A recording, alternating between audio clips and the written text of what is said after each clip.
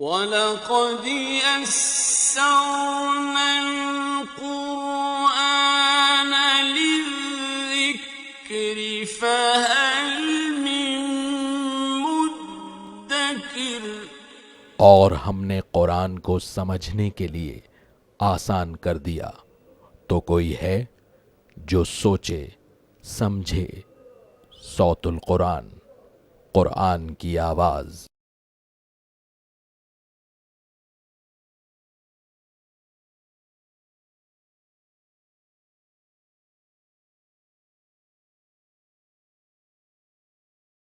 نحمده ونصلي على رسوله الكريم، اما بعد فاعوذ باللہ من الشیطان الرجیم، بسم اللہ الرحمن الرحیم۔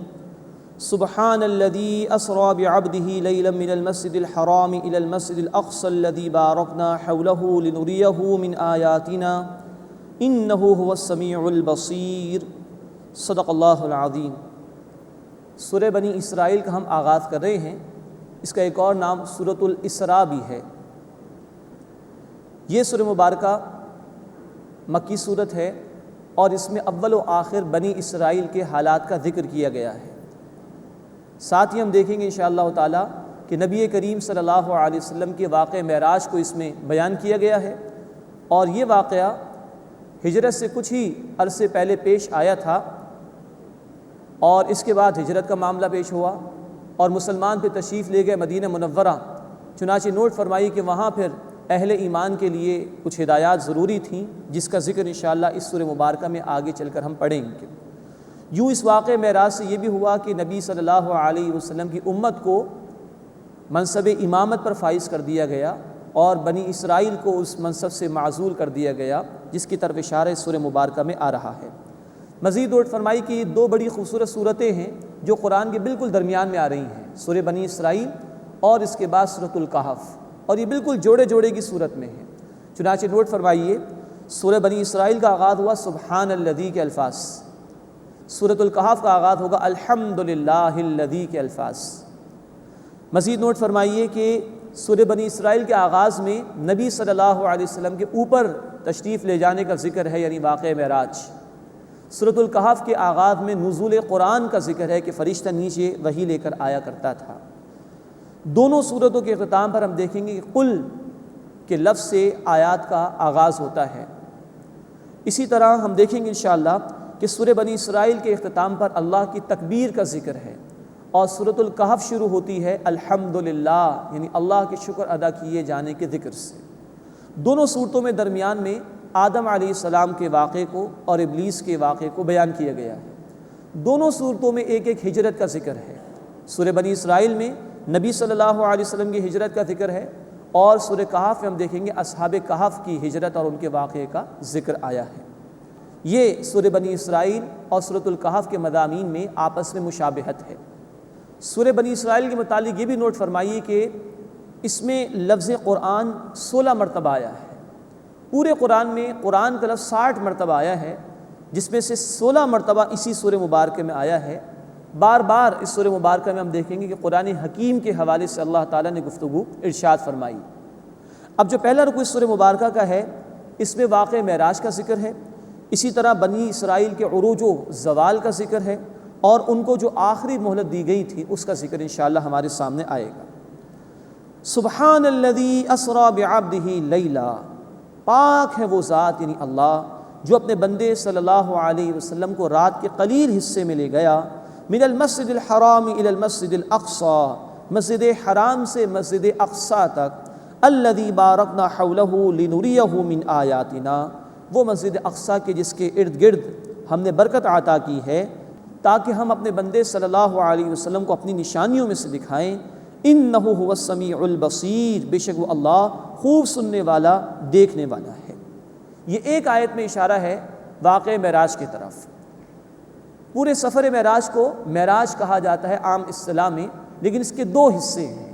پہلا حصہ مسجد حرام سے نبی صلی اللہ علیہ وسلم کو مسجد اقصی تک لے جایا گیا، اور اس کے بعد پھر عروج ہے، ساتوں آسمان اور اس سے اوپر تک جہاں تک اللہ کو مطلوب تھا اللہ اپنے حبیب صلی اللہ علیہ وسلم کو لے گئے۔ اس واقعے کا کچھ ذکر مزید آیا ہے سورۃ النجم کی ابتدائی آیات میں، اور تفاصیل ہمیں احادیث مبارکہ میں ملتی ہیں۔ اللہ تعالیٰ نبی صلی اللہ علیہ وسلم کو مسجد حرام سے مسجد اقصیٰ تک لے گئے۔ روایات کے مطابق وہاں آپ صلی اللہ علیہ وسلم نے تمام انبیاء کی امامت بھی فرمائی۔ وہاں سے آپ کو 7 آسمانوں کی سیر کرائی گئی۔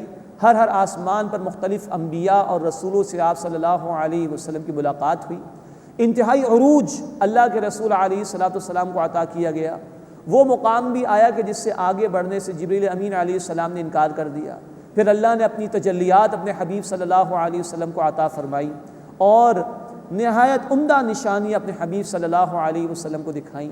اسی سفر کے دوران جنت کی نعمتیں بھی آپ صلی اللہ علیہ وسلم کو دکھائی گئیں۔ اسی سفر کے دوران جہنم کے مختلف عذابوں کی کیفیات آپ صلی اللہ علیہ وسلم کو دکھائی گئیں۔ گویا بے شمار نعمتیں تھیں جو اللہ نے اپنے حبیب صلی اللہ علیہ وسلم کو دکھائیں۔ نوٹ فرمائیے کہ یہ واقعہ نبی صلی اللہ علیہ وسلم کو پیش آیا بیداری کی حالت میں، جسم اور روح کے ساتھ، اور یہ عظیم الشان واقعہ تھا۔ تبھی اللہ نے اس کا ذکر بھی فرمایا اور لفظ سبحان سے اس کا آغاز ہوا کہ اللہ ہر عیب سے پاک ہے، ہر کمی سے پاک ہے، ہر نقص سے پاک ہے، وہ علی کل شیء قدیر ہے۔ وہ چاہے تو رات کے قلیل سے حصے میں اپنے حبیب صلی اللہ علیہ وسلم کو یہ سب کچھ دکھا سکتا ہے۔ جو اللہ کو مانتا ہے اس کے لیے ماننا لازم ہے۔ ہاں جو اللہ ہی کو نہ مانے، اس کی قدرت کو نہ مانے، وہ لوگ پھر طرح طرح کے اعتراضات کر سکتے ہیں۔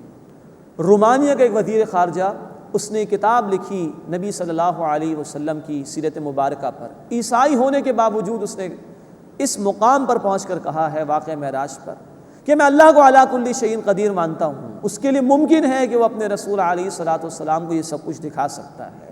ہاں جو عقل کے اندھے ہو جائیں، جو عقل پرست ہو جائیں، جو اللہ کی قدرتوں کی طرف توجہ نہ کریں، وہ اس طرح کے واقعات کا انکار کرتے ہیں۔ یہ واقعہ اتنا عظیم الشان تھا، تبھی اللہ رب العزت نے اس کا ذکر قرآن میں فرمایا، اور ہم پڑھیں گے اسی سورہ مبارکہ میں آیت نمبر 60 میں کہ اس واقعے کو لوگوں کے لیے اللہ نے آزمائش کا ذریعہ بنا دیا۔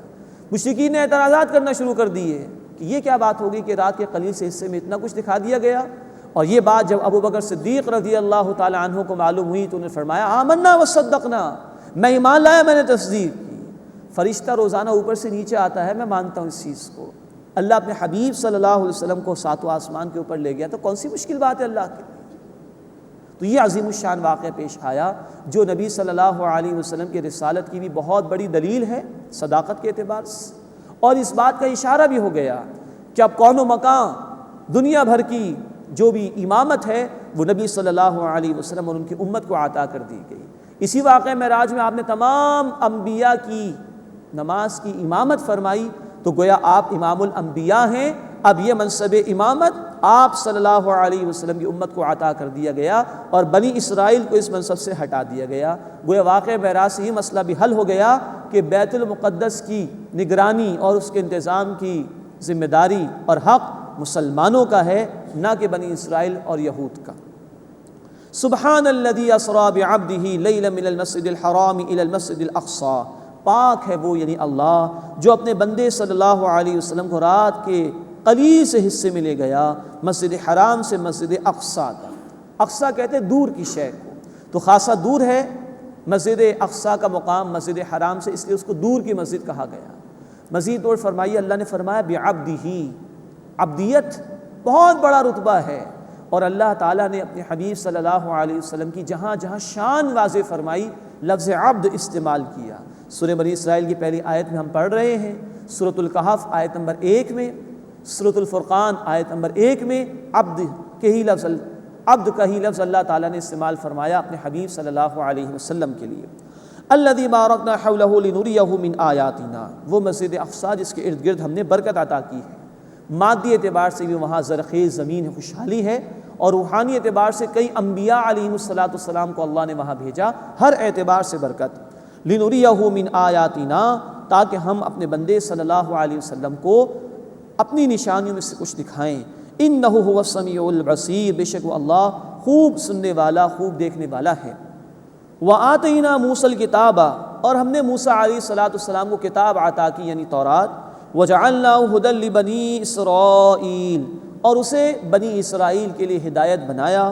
اللہ تتخذوا من دونی وکیلا، کہ میرے سوا کسی کو کارساز نہ بناؤ۔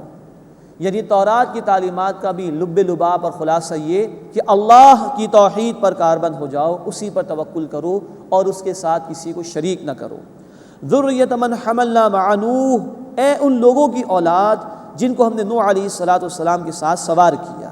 یعنی طوفان نوح کے بعد جو نسل انسانی آگے بڑھی ہے تو نوح علیہ السلام کی اولاد سے یہ سلسلہ آگے چلا، اور جو لوگ اس کشتی میں سوار تھے تو یہ انہی کی اولاد میں سے، اس لیے کہا گیا ذریۃ من حملنا مع نوح، اے ان لوگوں کی اولاد جن کو ہم نے نوح علیہ السلام کے ساتھ سوار کیا۔ انہ کان عبدا شکورا، بے شک وہ بہت شکر گزار بندے تھے، یعنی نوح علیہ السلام۔ وقضینا الی بنی اسرائیل فی الکتاب، اور ہم نے بنی اسرائیل کو کتاب میں طے کر دیا، لتفسدن فی الارض مرتین، کہ بے شک تم زمین میں 2 مرتبہ فساد مچاؤ گے، ولتعلن علوا کبیرا، اور بڑی سرکشی کرو گے۔ یہ اشارہ اس بات کی طرف ہے کہ یہ سرکشی کریں گے زمین میں اور اللہ کی طرف سے ان پر عذاب مسلط کیا جائے گا۔ فَإِذَا جَاءَ وَعْدُ أُولَاهُمَا بَعَثْنَا عَلَيْكُمْ عِبَادًا لَنَا أُولِي بَأْسٍ شَدِيدٍ، پس جب دونوں میں سے پہلے وعدے کا وقت آیا تو ہم نے تم پر اپنے سخت لڑائی والے بندے بھیجے۔ فَجَاسُوا خِلَالَ الدِّيَارِ، وہ شہروں میں بیچوں بیچ گھروں کے داخل ہو گئے۔ وَكَانَ وَعْدًا مَفْعُولًا، اور یہ ایک وعدہ تھا پورا ہو کر رہنے والا۔ یہ پہلے عذاب کا ذکر آیا۔ ثُمَّ رَدَدْنَا لَكُمُ الْكَرَّةَ عَلَيْهِمْ، پھر ہم نے ان پر تمہاری باری پھیر دی، یعنی تمہیں عروج عطا فرمایا، غلبہ عطا فرمایا۔ وَأَمْدَدْنَاكُمْ بِأَمْوَالٍ وَبَنِينَ، اور مالوں سے اور بیٹوں سے ہم نے تمہیں مدد عطا فرمائی۔ وَجَعَلْنَاكُمْ أَكْثَرَ نَفِيرًا، اور ہم نے تمہیں نفری میں بڑھا دیا، تعداد زیادہ عطا فرما دی۔ یہ عروج کا ذکر چل رہا ہے۔ ان احسنتم احسنتم لانفسکم، اگر تم بھلائی کرو گے تو اپنے بھلے کے لیے ہی، اپنی جانوں کے لیے کرو گے۔ وَإِنْ أَسَأْتُمْ، اور اگر تم نے برائی کی، فَلَهَا، تو اپنی جانوں کے لیے، مراد اس کا وبال تم پر ہی آئے گا۔ اب دوسری سرکشی کا ان کا ذکر اور دوسری مرتبہ جو ان پر زوال آیا اللہ کی طرف سے، اس کا ذکر ہے۔ فَإِذَا جَاءَ وَعْدُ الْآخِرَةِ لِيَسُوءُ وُجُوهَكُمْ، اور جب دوسرے وعدے کا وقت آیا تاکہ اللہ ان کو سزا دے، فرمایا لِيَسُوءُ وُجُوهَكُمْ، تاکہ وہ دشمن تمہارے چہرے بگاڑ دیں۔ وَلْيَدْخُلُوا الْمَسْجِدَ كَمَا دَخَلُوهُ أَوَّلَ مَرَّةٍ، اور وہ مسجد میں داخل ہو جائیں جیسے وہ پہلی مرتبہ داخل ہوئے تھے۔ وَلْيُتَبِّرُوا مَا عَلَوْا تَتْبِيرًا، اور یہ کہ جہاں غلبہ پائیں پوری طرح برباد کر ڈالیں۔ یہ تاریخ بنی اسرائیل کے کچھ حالات اللہ نے بیان فرمائے۔ ان کی 2 زوال یہاں ذکر کیے گئے ہیں، 2 مرتبہ جب اللہ کی طرف سے ان پر عذاب مسلط کیا گیا، اور ایک عروج کا یہاں پر ذکر ہے۔ نوٹ فرمائیے کہ اس قوم کو اللہ نے 2 عروج عطا فرمائے اور 2 ہی زوال عطا فرمائے۔ ہم پڑھ چکے ہیں سورۃ البقرہ رکوع نمبر 32 اور 33 میں، جناب طالوت کے ذریعے سے ان کو اللہ نے غلبہ عطا فرمایا تھا، اور ان کے بعد پھر داؤد علیہ السلام کی بادشاہت، پھر سلیمان علیہ السلام کی بادشاہت بھی ان کو دی گئی، اور یہ ان کا بہترین دور تھا جس سے یہ گزرے تھے۔ اس کے بعد انہوں نے تورات کی خلاف ورزی کی، نافرمانی کی اللہ تعالیٰ کے احکامات پر، تو اللہ کی طرف سے عذاب مسلط کیا گیا، جس کا ذکر آیا ہے آیت نمبر 5 میں۔ اور عیسیٰ علیہ السلام سے تقریباً 587 برس پہلے 587 BCE عراق کے علاقے سے بخت نصر نامی بادشاہ آیا، اور اس نے خوب تباہی مچائی اور 6 لاکھ یہودی قتل کیے، اور 6 لاکھ کو وہ قید کر کے لے گیا، اور خوب تباہی یروشلم میں اس نے مچا دی۔ یہ ان کا پہلا زوال تھا۔ اس کے بعد اللہ نے ان کے ساتھ رحمت کا معاملہ فرمایا، جیسا کہ آیت نمبر 6 میں ذکر آ رہا ہے، اور حضرت عزیر علیہ السلام کے ذریعے سے ان کے ہاں رینائسنس ہوئی، ان کے ہاں دوبارہ جو ہے وہ محنت ہوئی، انقلاب برپا ہوا، ان کو اللہ نے غلبہ عطا فرمایا۔ 170 قبل مسیح سے لے کر 67 قبل مسیح تک، یعنی 170 BCE سے لے کر 67 BCE تک یہ پیریڈ ان کا رہا۔ اللہ نے ان کو دوسرا عروج عطا فرما دی۔ اس کے بعد پھر انہوں نے نافرمانی کی اور اللہ کے احکامات کی خلاف ورزی کی، یہاں تک کہ انبیاء کو بھی شہید کیا۔ حضرت زکریا علیہ السلام کو شہید کیا، حضرت یحییٰ علیہ السلام کو شہید کیا، پھر ان پر اللہ کی طرف سے عذاب مسلط کیا گیا، جس کا ذکر آیا ہے آیت نمبر 7 میں۔ اور 70 عیسوی میں، عیسیٰ علیہ السلام کے 70 برس کے بعد تقریباً رومی بادشاہ ٹائٹس اس کا نام تھا، وہ آیا اور اس سے پھر یروشلم میں تباہی مچائی اور 1,33,000 کے قریب یہودی اس نے قتل کیے، 67,000 کو وہ قید کر کے لے گیا۔ یہ دوسرا زوال تھا جو ان پر مسلط کیا گیا۔ اس کے بعد یہ در بدر کی ٹھوکریں کھاتے رہے، ان کو ایک مہلت دی گئی تھی جس کا اگلی آیت میں ذکر آ رہا ہے، لیکن انہوں نے فائدہ نہیں اٹھایا۔ اور گزشتہ صدی میں ہم دیکھتے ہیں کہ ہٹلر نے 60 لاکھ یہودی قتل کیے تھے۔ یہ ان پر اللہ کی طرف سے طرح طرح کے عذاب مسلط ہوئے۔ آخری عذاب ان پر آئے گا قیامت سے پہلے جب عیسیٰ علیہ السلام دوبارہ زمین پر تشریف لائیں گے اور ان کی قیادت میں مسلمان ان کے خلاف جنگ کریں گے اور ایک ایک یہودی قتل کیا جائے گا۔ یہ ہوگا عذاب استیصال کا معاملہ۔ پچھلے رسولوں کی قومیں مٹا دی گئی تھیں، ان کا معاملہ یہ ہوا کہ جب یہود نے عیسیٰ علیہ السلام کے خلاف سازش کی تو اللہ نے ان کو آسمان پر بلند کر لیا، گویا ان کی سزا پوسٹ پونڈ ہو گئی تھی، عذاب استیصال کی پوری قوم مٹا دی جائے۔ تو عیسیٰ علیہ السلام آئیں گے، وہ موجود ہوں گے جو ان کے آخری رسول تھے، اور قیامت سے پہلے پوری یہودی قوم مٹا دی جائے گی۔ یہ ہوگا ان کے لیے اللہ کی طرف سے آخری فیصلے کا معاملہ۔ یہ ہے تاریخ بنی اسرائیل، 2 عروج اور 2 زوال ان کے۔ نوٹ فرمائیے، اللہ کے رسول صلی اللہ علیہ وسلم نے فرمایا، جامع ترمذی کی حدیث ہے، لَيَأْتِيَنَّ عَلَىٰ أُمَّتِي مَا أَتَىٰ عَلَىٰ بَنِي إِسْرَائِيلَ حَذْوَ النَّعْلِ بِالنَّعْلِ، لازماً میری امت پر وہ حالات آ کر رہیں گے جو بنی اسرائیل پر آئے تھے، جیسے ایک جوتی دوسرے جوتی کی بالکل مشابہ ہوتی ہے۔ یہ ہے اللہ کے رسول صلی اللہ علیہ وسلم کا فرمان، اور اس کی روشنی میں جب ہم تاریخ بنی اسرائیل کا مطالعہ کرتے ہیں تو یہ بات سامنے آتی ہے کہ جو حالات ان پر آئے وہی ہم پر بھی آئے، اور قرآن ان ادوار کو اسی لیے بیان کر رہا ہے کہ ہم اپنی تاریخ سے سبق حاصل کریں اور اصلاح کی کوشش کریں۔ چنانچہ ہمارا پہلا عروج، اسلام کا عروج، رسول اللہ صلی اللہ علیہ وسلم کے دور سے شروع ہو گیا، دین حق غالب ہوا، اور 8ویں 9ویں 10ویں صدی عیسوی تک بنو امیہ بنو عباس کے دور تک یہ عروج چلتا رہا۔ اس کے بعد پھر ڈاؤن فال شروع ہوا ہے، زوال آیا ہمارا پہلا 12ویں 13ویں صدی عیسوی میں۔ نوٹ فرمائیے کہ صلیبی جنگیں ہوئیں، 1099 میں مسجد اقصیٰ کی حرمت پامال ہوئی، اور 1258 عیسوی میں تاتاریوں نے بغداد میں تباہی مچائی۔ یہ ہمارا پہلا زوال۔ اس کے بعد پھر مسلمانوں کو اللہ نے آگے بڑھنے کی توفیق دی، 16ویں صدی عیسوی میں ہمیں عروج ملا، اور ترکان عثمانی، ترکان تیموری، ان کے ذریعے سے کچھ فتوحات ہمیں ملیں، اور 1526 عیسوی میں سلطنت عثمانیہ قائم ہوئی، اور ایشیا، افریقہ اور یورپ تک ہماری سلطنت پھیل گئی۔ یہ مسلمانوں کا عروج تھا دوسرا۔ اس کے بعد پھر نافرمانیاں شروع ہوئیں، 1924 میں رہی صحیح خلافت بھی ختم ہو گئی، 1967 میں شدید تباہی آئی عربوں پر اسرائیل کے ہاتھوں، 1971 میں اس پاکستان کے 2 حصے ہو گئے، بنگلہ دیش الگ اور پاکستان الگ، اور اس کے بعد مسلسل ہم کہیں نہ کہیں اللہ کے عذاب کے اندر گرفتار اور مبتلا ہیں۔ یہ ہمارا دوسرا زوال ہے۔ لیکن نوٹ فرمائیے کہ اللہ کے وعدے ہیں قرآن میں، اور اللہ کے رسول صلی اللہ علیہ وسلم کی بشارات ہیں احادیث میں کہ قیامت سے پہلے دوبارہ اسلام غالب ہوگا۔ اسلام کا غلبہ ایک ہی دفعہ ہوا تھا رسول اللہ کے دور میں صلی اللہ علیہ وسلم۔ اس کے بعد جو سلطنت عثمانیہ کا معاملہ ہے وہ مسلمانوں کا غلبہ ہے۔ اب جو ہوگا وہ اسلام کا غلبہ ہوگا، اسلامک رینیسنس ہوگی، اللہ کا دین غالب ہوگا۔ اور مسلم شریف کی روایت ہے، اللہ کے رسول صلی اللہ علیہ وسلم نے فرمایا، مجھے پوری زمین لپیٹ کر دکھا دی گئی، میں نے اس کے مشرق بھی دیکھے، مغرب بھی دیکھے، اور میری امت کا اقتدار وہاں تک پہنچے گا جہاں تک زمین مجھے لپیٹ کے دکھا دی گئی۔ وقت فرصت ہے، کہاں کام ابھی باقی ہے، نور توحید کا اتمام ابھی باقی ہے۔ اب یہ ذمہ داری ہمارے کاندھوں پر ہے، ہم اپنی تاریخ سے سبق حاصل کریں اور آنے والے روشن دور کے لیے تیاری کریں۔ اللہ ہمیں اس کی توفیق عطا فرمائے۔ اب نوٹ فرمائیے، نبی صلی اللہ علیہ وسلم کے دور میں یہود موجود تھے، ان کو ایک مہلت دی گئی کہ یہ قرآن آ گیا، اس کو قبول کر لو، تم پر سے ذلت ختم کر دی جائے گی۔ یہ ذکر ہے جو اگلی آیت میں آ رہا ہے، اور یہ اب ہمارے لیے بھی ہے کہ ہم زوال سے نکلنا چاہتے ہیں تو قرآن کو ہمیں تھامنا ہوگا۔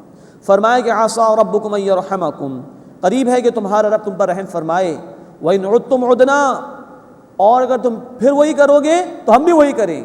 یہ یہود کو کہا جا رہا ہے جو نبی صلی اللہ علیہ وسلم کے دور میں تھے، قبول کر لو آخری رسول کی دعوت کو تو بخش دیے جاؤ گے، اللہ رحم فرما دے گا۔ نہیں کرو گے تو پہلے بھی زوال سے دو چار ہوئے، پہلے بھی اللہ کے عذاب میں مبتلا ہوئے، اب بھی تمہارے ساتھ یہی کیا جائے گا۔ وَجَعَلْنَا جَهَنَّمَ لِلْكَافِرِينَ حَصِيرًا، اور ہم نے جہنم کو کافروں کے لیے قید خانہ بنا دیا ہے۔ ان هذا القرآن يهدي للتي هي اقوم، بے شک یہ قرآن اس راستے کی ہدایت دیتا ہے جو بالکل سیدھا ہے۔ ويبشر المؤمنین، اور ایمان لانے والوں کو بشارت دیتا ہے، الذين يعملون الصالحات، جو نیک اعمال کرتے ہیں، ان لهم اجرا کبیرا، کہ ان کے لیے بڑا اجر ہے۔ اب یہ یہود کو بھی کہہ دیا گیا کہ رحمت کا مظہر قرآن ہے، الرحمن علم القرآن، رحمان نے قرآن سکھایا ہے۔ سورۃ الرحمن میں ہم الفاظ پڑھتے ہیں، اس رحمت کو قبول کر لو تو بخشش ہو جائے گی تمہاری، تمہیں عروج مل جائے گا۔ انہوں نے قبول نہیں کیا، وہ آج بھی اللہ کے عذاب میں کہیں نہ کہیں دو چار ہیں۔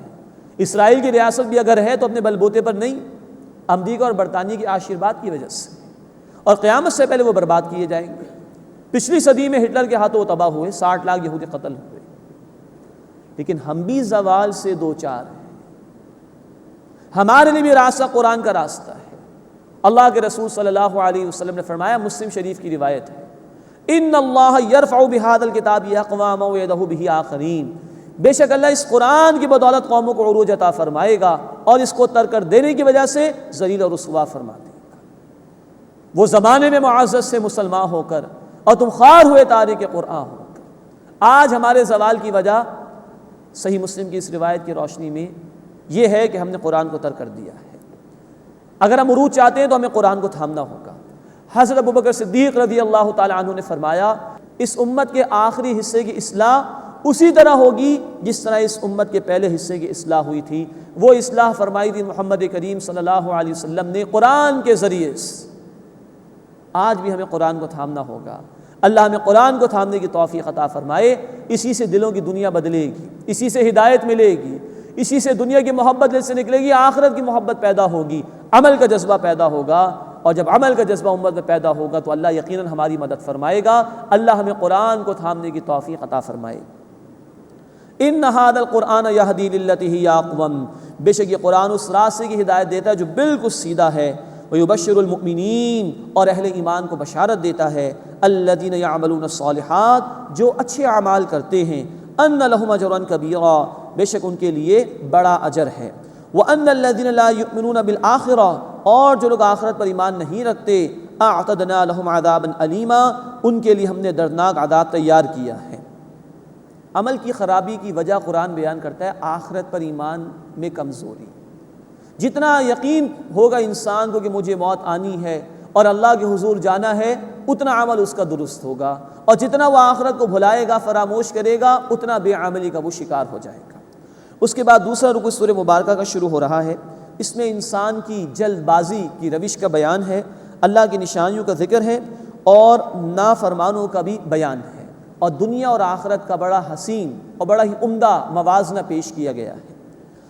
وَيَدْعُ الْإِنسَانُ بِالشَّرِّ دُعَاءَهُ بِالْخَيْرِ، اور انسان شر کے لیے دعا مانگتا ہے جیسے اس کی دعا خیر کے لیے ہوتی ہے۔ وَكَانَ الْإِنسَانُ عَجُولًا، اور انسان جلد باز ہے۔ مراد ہے کہ ہم اپنی ناسمجھی میں نہ جانے کیا کچھ اللہ سے مانگ لیتے ہیں، ہمیں اس کا علم بھی نہیں ہوتا۔ تو اللہ سے ہمیشہ خیر مانگنی چاہیے، جیسے اللہ کے رسول صلی اللہ علیہ وسلم نے دعا سکھائی، قرآن نے ہمیں بتایا۔ سورہ البقرہ آیت نمبر 201، ربنا آتنا فی الدنیا حسنہ، اے اللہ ہمیں دنیا میں بھلائی عطا فرما، حسنہ عطا فرما، وفی الآخرۃ حسنہ، اور آخرت میں بھی بھلائی عطا فرما۔ استخارے کی دعا سکھائی اللہ کے رسول صلی اللہ علیہ وسلم نے، کئی احادیث کی کتابوں میں وہ موجود ہے، جس میں یہی الفاظ، اے اللہ تو جانتا ہے میں نہیں جانتا۔ تو بندے کو ہمیشہ خیر مانگنی چاہیے، نہ معلوم انسان جلد بازی میں کیا مانگ لے۔ اسی طرح مسلم شریف کی روایت ہے، اللہ کے رسول صلی اللہ علیہ وسلم نے ہمیں منع فرمایا کہ اپنے مال کو برا بھلا مت کہو، اپنی اولاد کو برا بھلا مت کہو، نہ معلوم جلد بازی میں تم کیا کہہ بیٹھو اور ایسا ہی ہو جائے اور پھر اپنے آپ کو ملامت کرو۔ تو بد دعائیں نہیں کرنی چاہیے، خیر مانگنی چاہیے اللہ تعالیٰ سے، اور اپنا معاملہ اللہ ہی کے حوالے کرنا چاہیے۔ وہ ہمارا پیدا کرنے والا ہے، وہی ہمارے نفع نقصان کو زیادہ بہتر سمجھتا ہے۔ تو جلد بازی دعا میں نہ ہو، یہ نہ ہو کہ اللہ یہی عطا فرما دے، ایسی معین بات نہ ہو، خیر مانگنی چاہیے، عافیت اور بھلائی مانگنی چاہیے۔ وَيَدْعُو الْإِنسَانُ بِالشَّرِّ دُعَاءَهُ بِالْخَيْرِ، اور انسان شر کے لیے دعا مانگتا ہے جیسے اس کی دعا خیر کے لیے ہوتی ہے۔ وَكَانَ الْإِنسَانُ عَجُولًا، اور انسان جلد باز ہے، اس کو اپنے نفع نقصان کا اندازہ نہیں ہوتا۔ اس کے بعد اللہ کی نشانیاں بیان ہو رہی ہیں۔ وَجَعَلْنَا اللَّيْلَ وَالنَّهَارَ آیَتَيْنِ، اور ہم نے رات اور دن کو دو نشانیاں بنایا۔ فَمَحَّوْنَا آیَةَ اللَّيْلِ، پھر ہم نے رات کی نشانی کو ماند کر دیا، اندھیرا کر دیا۔ وَجَعَلْنَا آیَةَ النَّهَارِ مُبْصِرَةً، اور ہم نے دن کی نشانی کو دکھانے والا بنایا، یعنی روشن۔ لِتَبْتَغُوا فَضْلًا مِّن رَّبِّكُمْ، تاکہ تم اپنے رب کا فضل تلاش کرو، روزی حاصل کرو۔ وَلِتَعْلَمُوا عَدَدَ السِّنِينَ وَالْحِسَابَ، اور تاکہ برسوں کی گنتی اور حساب معلوم کر لو۔ یہ رات دن کا نظام ہے، رات سکون کے لیے، دن کام کاج کرنے کے لیے، پھر یہ سورج کا نظام، یہ زمین کی حرکت، اس کے ذریعے سے تم اپنے حساب کتاب کو متعین کر لیتے ہو اور برسوں کی گنتی بھی معلوم کر لیتے ہو۔ وَكُلَّ شَيْءٍ فَصَّلْنَاهُ تَفْصِيلًا، اور ہر شے ہم نے تفصیل کے ساتھ بیان کر دی ہے۔ یعنی زندگی کا لائے عمل طے کرنے کے لیے جن بنیادی اصولی تعلیمات کی ضرورت ہے، قرآن میں سب کچھ بیان کر دیا گیا ہے۔ یہ بات الگ ہے کہ انسان کی عقل کمزور ہو، انسان کا علم محدود ہو، انسان کا فہم کم ہو تو اس کو بات سمجھ میں نہ آئے، ورنہ ہر شے جو ہدایت کے لیے ضروری ہے، زندگی کا لائے عمل طے کرنے کے لیے ضروری ہے، وہ قرآن میں بیان کر دی گئی۔ وَكُلَّ إِنسَانٍ أَلْزَمْنَاهُ طَائِرَهُ فِي عُنُقِهِ، اور ہم نے ہر انسان کی شامت اعمال یا اس کا نامہ اعمال اس کی گردن میں لٹکا دیا ہے۔ وَنُخْرِجُ لَهُ يَوْمَ الْقِيَامَةِ كِتَابًا، اور ہم اسے نکالیں گے قیامت کے دن کتاب کے طور پر۔ يَلْقَاهُ مَنشُورًا، وہ اسے کھلا ہوا پائے گا۔ اقرأ کتابک، پڑھ لے اپنا نامہ اعمال۔ کفیٰ بنفسک اليوم علیک حسیبا، آج تو خود اپنے اوپر حساب لینے کے اعتبار سے کافی ہے۔ فرمایا کہ ہر انسان کی جو بھی شامت اعمال یا اس کا نامہ اعمال ہے وہ اس کی گردن میں لٹکا ہوا ہے۔ ایک بات تو یہ نوٹ فرمائیے کہ ہمارے مختلف اعضاء قیامت کے دن اللہ کے حضور میں گواہی دیں گے۔ سورہ حامیم السجدہ آیت نمبر 20 اور 21 میں الفاظ ہیں، ہماری سماعت، ہماری بصارت اور ہماری کھال یہ گواہی دے گی قیامت کے دن ہمارے اعمال کے حوالے سے۔ مزید نوٹ فرمائیے، آج سائنس یہاں تک پہنچ چکی ہے کہ جانوروں کی کھالوں سے کچھ ٹیشوز نکال کر ان سے اسٹوریج کے لیے ڈیوائسز تیار کر لی گئی ہیں جن پر ڈیٹا اسٹور کیا جاتا ہے۔ اگلا مرحلہ کیا ہے کہ انسان، اس کی کھال اللہ نے بیان کر دیا 1400 برس پہلے، سوچنے کے لیے موقع ہے۔ اور وہ جو ڈیوائسز جو جانوروں کی کھالوں کے ٹیشوز سے حاصل کی گئی ہیں اور بنائی گئی ہیں، ان کی اسٹوریج کیپیسٹی بھی دیگر ڈیوائسز سے بہت زیادہ ہے۔ تو اللہ علی کل شیء قدیر ہے، کوئی مائکرو چپ ٹائپ شے ہمارے وجود میں سے نکال کر اللہ پیش کر دے اور ساری زندگی کا ڈیٹا اس کے اوپر موجود ہو۔ یہ باتیں آج سمجھنا ہمارے لیے آسان ہے۔ تو فرمایا کہ انسان کی شامت اعمال، اس کا نامہ اعمال اس کے گردن میں لٹکا ہوا ہے، نکال کے پیش کر دیا جائے گا قیامت کے دن۔ اور انسان خود کافی ہے اپنے اوپر گواہ کے لیے، اپنا محاسبہ کرنے کے لیے۔ سورۃ القیامہ آیت نمبر 14 میں فرمایا گیا، بل الانسان علی نفسہ بصیرا، بلکہ انسان کو اپنے اوپر بصیرت حاصل ہے، وہ جانتا ہے کہ میں کیا کر رہا ہوں۔ یہ ہے جو محاسبے کے حوالے سے قرآن نے ذکر کیا۔ اب اس کے بعد فرمایا کہ ہدایت کا معاملہ، گمراہی کا معاملہ انسان کا اپنا اختیار ہے، کہاں وہ جانا چاہتا ہے۔ من اہتدی فانما یہتدی لنفسہ، جس نے ہدایت پائی تو اس نے اپنے بھلے کے لیے، اپنے ہی لیے ہدایت پائی، اس کا فائدہ اسی کو ملے گا۔ ومن ضل فانما یضل علیہا، اور جو گمراہ ہوا تو وہ گمراہ ہوا صرف اپنے ہی لیے، اس کا وبال اسی پر جائے گا۔ ولا تزر وازرۃ وزر اخری، اور کوئی بوجھ اٹھانے والا کسی دوسرے کا بوجھ نہیں اٹھائے گا۔ ہر ایک کو اپنا جواب خود دینا ہوگا۔ جس نے بھلائی کی اسی کو فائدہ ملے گا، جس نے برائی کی اسی پر اس کا وبال جائے گا۔ وما كنا معذبین حتى نبعث رسولا، اور جب تک ہم رسول نہ بھیج دیں ہم عذاب دینے والے نہیں ہیں۔ اللہ بے خبری میں نہیں پکڑتا، اللہ رسول کو بھیجتا ہے، اپنی وحی اس کے ذریعے سے نازل فرماتا ہے، لوگوں کے لیے اتمام حجت کر دی جاتی ہے۔ اس کے بعد بھی اگر لوگ ہٹائی کا مظاہرہ کریں تو پھر اللہ کا عذاب آتا ہے۔ وَإِذَا أَرَدْنَا أَن نُهْلِكَ قَرْيَةً أَمَرْنَا مُتْرَفِيهَا، اور جب ہم کسی بستی کو ہلاک کرنا چاہتے ہیں تو اس کے خوشحال لوگوں کو حکم دیتے ہیں۔ مراد ہے کہ رسولوں کے ذریعے سے تعلیمات پہنچا دی جاتی ہیں، اتمام حجت کر دیا جاتا ہے۔ فَفَسَقُوا فِيهَا، پھر وہ اس میں نافرمانی کرتے ہیں، انکار کرتے ہیں رسولوں کی دعوت کا. فحق علیہ القول، پھر ان پر بات پوری ہو جاتی ہے، اللہ کے عذاب کا حکم ثابت ہو جاتا ہے. فدمرناها تدمیرا، پھر ہم انہیں بری طرح ہلاک کر دیتے ہیں. یہ ہر قوم کا معاملہ رہا ہے. ہر دور میں جو مالدار طبقہ ہوتا ہے، خوشحال طبقہ ہوتا ہے، جن کے ویسٹڈ انٹرسٹس ہوتے ہیں، جن کے لیے باطل نظام پیسہ کمانے کا ذریعہ بن جاتا ہے، یہی لوگ سب سے پہلے آگے بڑھ کر حق کی مخالفت کرتے ہیں.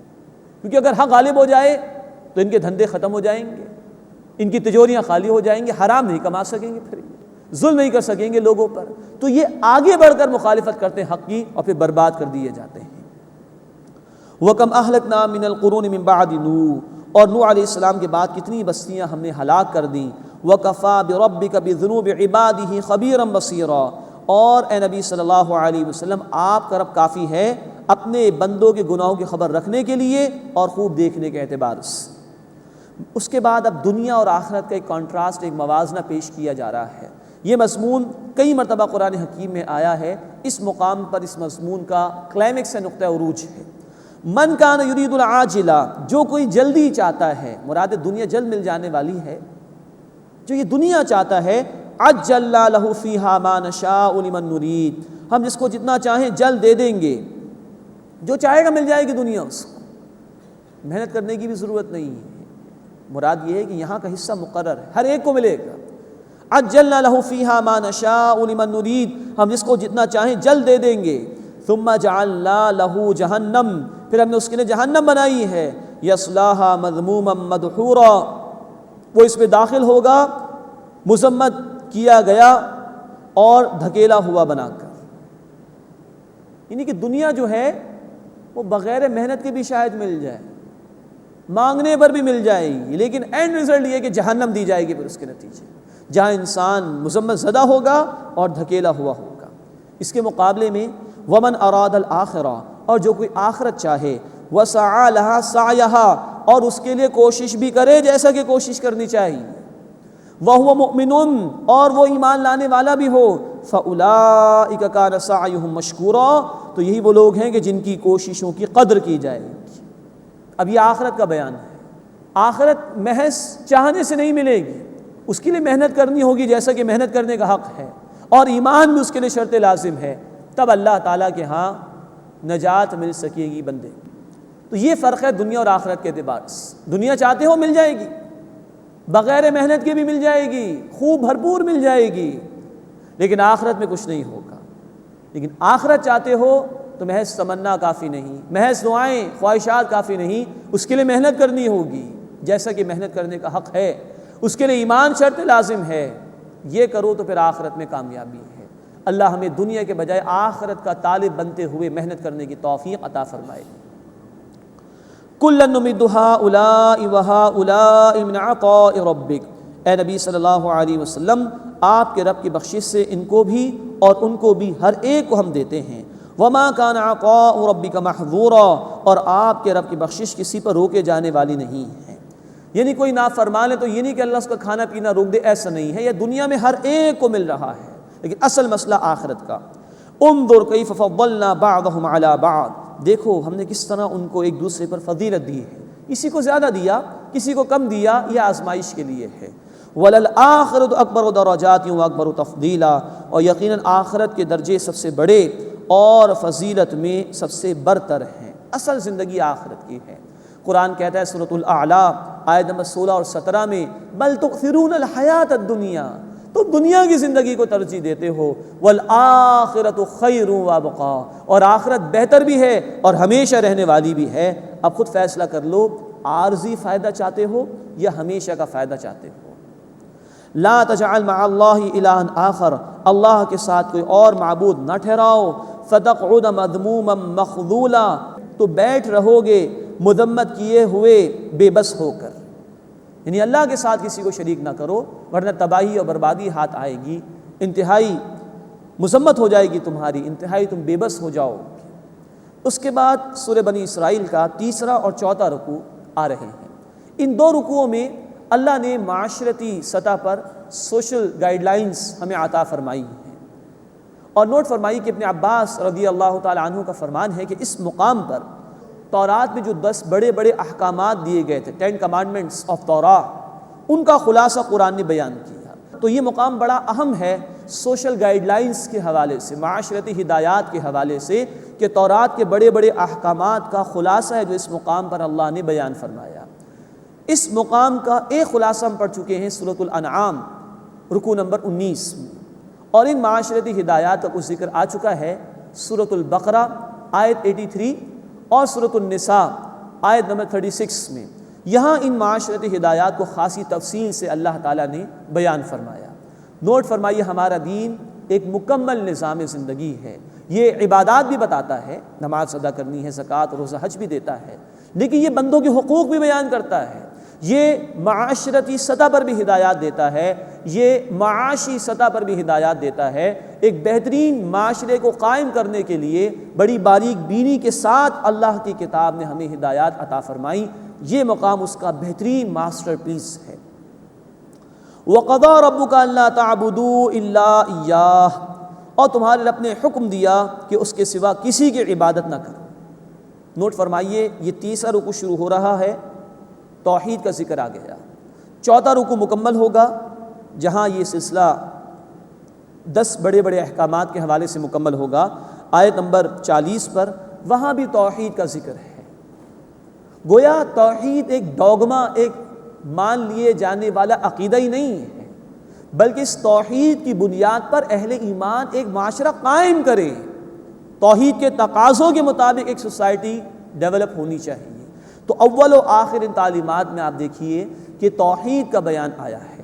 وَقَضَىٰ رَبُّكَ أَلَّا تَعْبُدُوا إِلَّا إِيَّاهُ، اور تمہارے رب نے حکم دیا کہ اس کے سوا کسی کی عبادت نہ کرو۔ وَبِالْوَالِدَيْنِ إِحْسَانًا، اور ماں باپ کے ساتھ احسان کا سلوک کرو، عمدہ سلوک کرو۔ قرآن حکیم میں تقریباً 4 مرتبہ اللہ نے اپنے ساتھ، یعنی اپنے حق کے ساتھ والدین کے حق کو بیان فرمایا۔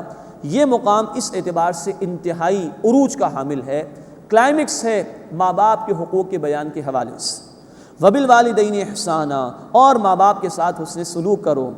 إِمَّا يَبْلُغَنَّ عِندَكَ الْكِبَرَ أَحَدُهُمَا أَوْ كِلَاهُمَا، اور ان میں سے ایک یا دونوں تمہارے سامنے بڑھاپے کو پہنچ جائیں، فَلَا تَقُلْ لَهُمَا اُف، تو انہیں اف بھی نہ کہنا، وَلَا تَنْهَرْهُمَا، اور نہ انہیں جھڑکنا، وَقُلْ لَهُمَا قَوْلًا كَرِيمًا، اور ان سے ادب کے ساتھ بات کرنا، احترام کے ساتھ بات کرنا۔ بڑھاپے میں مزاج میں سختی آ جاتی ہے، ضد بھی آ جاتی ہے، یہی موقع ہوتا ہے کہ جب نافرمانی ہو جاتی ہے ماں باپ کی زیادہ۔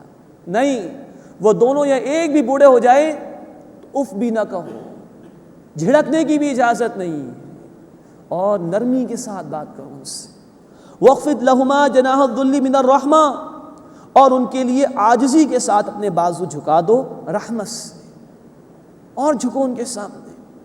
وَقُلْ رَبِّ ارْحَمْهُمَا كَمَا رَبَّيَانِي صَغِيرًا، اور دعا کرو اے میرے رب ان دونوں پر رحم فرما، اس طرح کے جیسے جب انہوں نے بچپن میں میرے ساتھ شفقت کی تھی۔ اتنا کچھ کرنے کے بعد بھی یہ نہ سمجھنا کہ ماں باپ پر احسان کر رہے ہو، کوئی ان کا تم نے حق ادا کر دیا ہے، سوال ہی پیدا نہیں ہوتا۔ اتنا کچھ کرنے کے بعد اللہ سے دعا کرو، اے اللہ تو ان پر رحم فرما، اے اللہ تو ان پر شفقت فرما، میں ان کا حق ادا نہیں کر سکتا۔ یہ ہے قرآن جو ماں باپ کا یہ مقام بیان کرتا ہے، یہ عزت ان کو عطا کرتا ہے، یہ وقار ان کو عطا کرتا ہے۔ اور اس کے مقابلے میں غور کیجئے، وہ مغربی تہذیب جس کے اثرات ہمارے معاشروں میں بھی آ رہے ہیں، جہاں ماں باپ اولڈ ایج ہاؤسز کے اندر ہیں، جہاں ماں ترسی ہے کہ کبھی اولاد سال میں 1 مرتبہ مجھے کارڈ ہی لکھ دے۔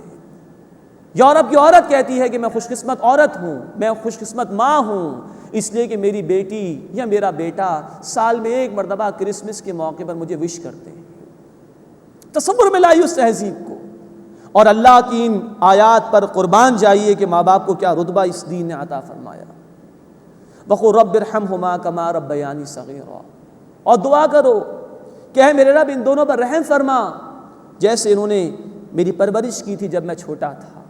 یہ دعا کتنی عمدہ ہے، ماں باپ زندہ ہو تب بھی وہ اللہ کی رحمت کے محتاج ہیں، تب بھی بہترین دعا، اور ماں باپ انتقال کر جائیں تب بھی بہترین دعا ہے۔ اللہ کے رسول صلی اللہ علیہ وسلم نے اپنی احادیث میں بار بار ہمیں ماں باپ کے ساتھ اس سے سلوک کی تلقین کی ہے۔ ابن ماجہ شریف کی حدیث ہے، آپ نے فرمایا تمہارے ماں باپ تمہارے لیے جنت بھی ہیں جہنم بھی ہیں، ان کی خدمت کر لو، حسن سلوک کر لو، جنت کے مستحق ہو جاؤ، اور ان کی نافرمانی اگر کرو گے، ان کو ناراض کرو گے، جہنم تمہارا ٹھکانہ ہوگا۔ اللہ کے رسول نے فرمایا صلی اللہ علیہ وسلم کہ اللہ کی رضا والد کی رضا میں ہے اور اللہ کی ناراضگی والد کی ناراضگی میں ہے۔ اللہ کے رسول صلی اللہ علیہ وسلم کی حدیث ہے بخاری شریف اور مسلم شریف میں، ایک صحابی نے پوچھا کہ میرے حسن سلوک کا سب سے بڑھ کر مستحق کون؟ فرمایا تمہاری ماں۔ پھر کون؟ فرمایا تمہاری ماں۔ پھر کون؟ فرمایا تمہاری ماں۔ پھر کون؟ فرمایا تمہارے والد۔ 3 گنا زیادہ حق ہے ماں کا باپ کے مقابلے میں۔ غور کیجئے اسلام عورت کو کیا مقام دے رہا ہے ایک ماں کی حیثیت میں۔ کہیں اللہ کے رسول صلی اللہ علیہ وسلم نے فرمایا کہ جنت تمہاری ماؤں کے قدموں کے نیچے ہے، یہ مقام دیا اللہ نے ایک عورت کو ماں کی حیثیت میں۔ اور اللہ کے رسول صلی اللہ علیہ وسلم نے بد دعا دی ہے، یہ حدیث ہے مستدرک حاکم میں، جبرائیل آئے علیہ السلام اور انہوں نے بد دعا کی کہ تباہ و برباد ہو جائے وہ شخص کہ جس کے سامنے ماں باپ میں سے دونوں یا ایک بڑھاپے کی حالت میں ہو اور وہ ان کی خدمت کر کے جنت نہ کمائے۔ اللہ کے رسول صلی اللہ علیہ وسلم نے فرمایا آمین، وہ شخص تباہ و برباد ہو جائے۔ یہ مقام دیا ہے ہمارے دین نے ماں باپ کو۔